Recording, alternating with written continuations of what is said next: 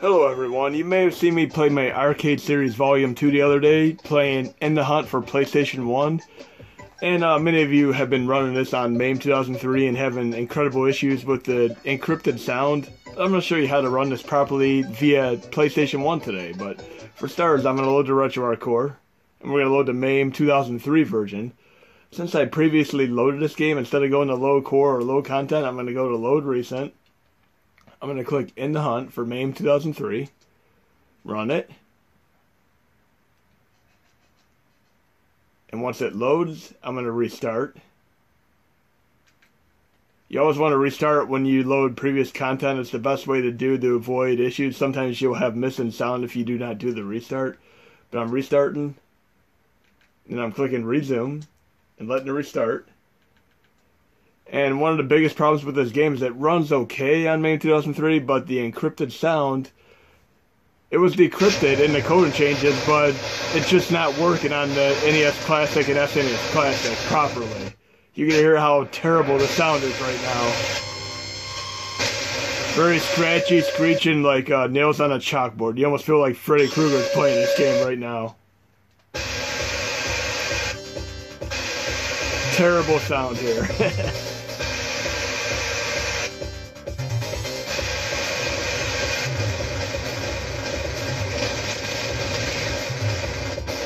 Almost unbearable, but I'm going to show you how to fix this so you can run it properly via PlayStation 1. So we're going to switch over to the computer and do that right now.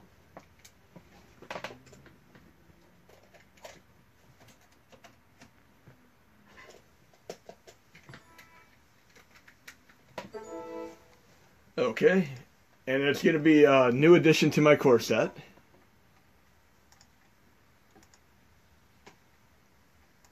It'll be in the 1.18 release.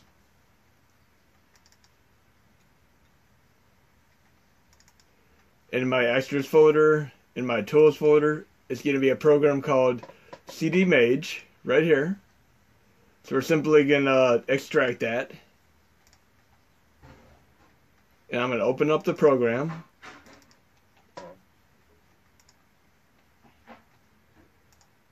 And there's a reason why you're going to want to use this program. This is going to be an intermediate ripping technique. I've showed you beginners ripping techniques before, but this is going to be intermediate. And I may eventually get to more advanced techniques for experts. But we're going to go into my working folder here, In the Hunt. And typically when you download an ISO online or rip your own disk, you'd have a bin and a Q file. But in this case, look at the result we have here. We have multiple bin files, which could drive someone who's not accustomed to ripping games wild, because a lot of programs are not going to be able to properly support this format. They could support the first bin, which is primarily the game, but all these other bins are the music. And of course you're going to want to have the music if you're playing In the Hunt, okay? So we're going to let these all extract here. And typically you could just take the bin and Q, throw it right into PopStation GUI, and compress it into an e-boot and be done for the day and just be fine. But in this case we're going to have to do things a little bit differently. And everything's almost extracted. I'm going to open up a file and click to the Q file.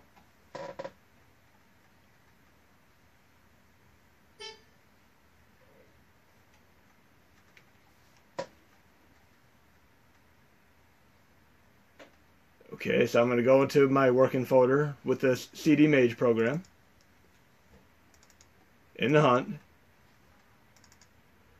and I'm looking at all these crazy bins here. I'm going to select the Q file, and what it's going to do is going to merge all of these bins into a single bin and Q file that is more easily accessible by PopStation GUI for e-boot format, or you could just add it into Hashi2 as is and run it as a bin and Q. But I like to do the e-boot format. So I'm adding this, and it's going to pull up all the internal bins here. And they're in the typical Mode 2 2352 format. You should remember that for when you're using other programs. Again, this is intermediate rip-in. This is not just a plain and simple thing. You have to have a little bit of understanding of the ISO structure. And you learn how to merge multiple bins into one single bin and Q file today. And of course we're going to have a great one here with Irem's In the Hunt with better sound on PlayStation 1. So now that these are all loaded, I'm going to go to File, Save As, and this new queue, I'm going to completely let it overwrite the OQ file.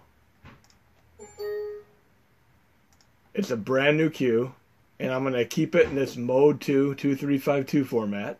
Click OK. Now I'm letting it convert right now.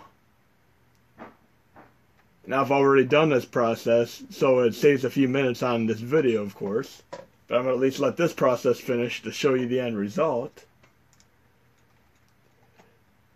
Right here is going to be the end result. It's going to be a brand new bin, a singular bin with a brand new queue.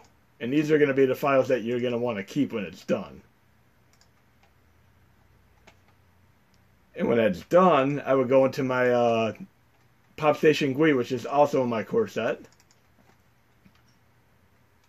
And I'm always, per usual, opening multiple folders there. In the Tools folder, the Pop Station GUI rare right there. But I already have it on my computer in another destination for now, in my ISO RIP folder.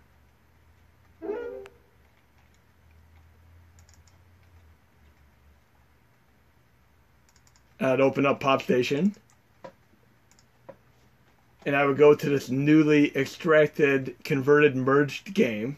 I'm going to go to Browse.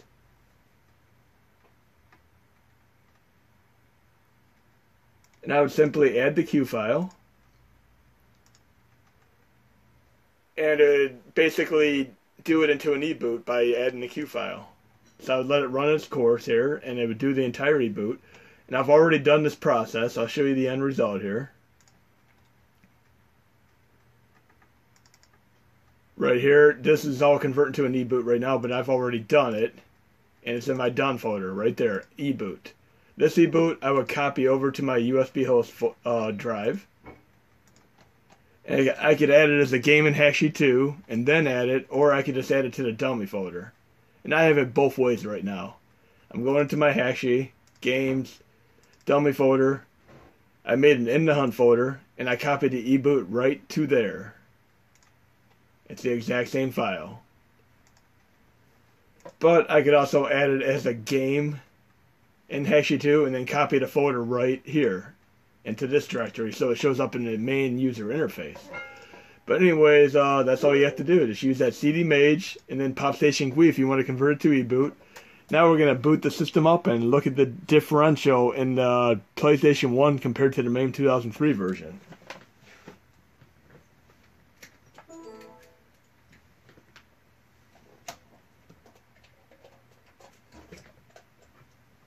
So we're booting up now into USB host because the game is significantly larger than the MAME 2003 version due to the wave style format for the music. So I have the one that I previously used in my arcade series video, but we're going to load the other one to make sure that it works. I'm going to load core. I use the PlayStation rearmed Neon core for this. Load content. Start directory dummy. And I'm going to this in the hunt folder and load an e-boot. Power play all the way. Xing. So we apparently have the videos and music intact here. But I'll show you another little tweak you can do to make the game even cooler looking. And it works best if you're in the user interface. I will start using this based on a suggestion to somebody for all my future videos.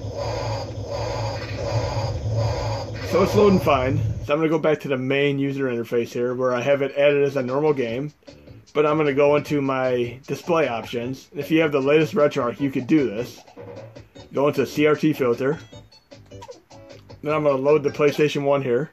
Now we're going to have nifty retro looking scan lines. And it'll work with this perfectly. Look at this. Awesome. And the game will look tremendously better. We have the better sound and the better graphics now because of that nifty little CRT filter.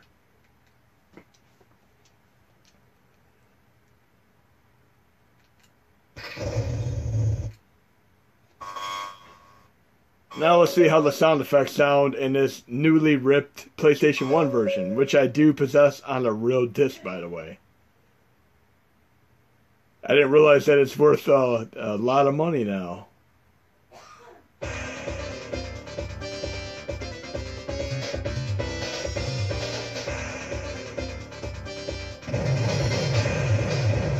We got the good sound, we got the better visuals, and no slowdown whatsoever. And for the record, the people who made this game went on to make the great Metal Slug games.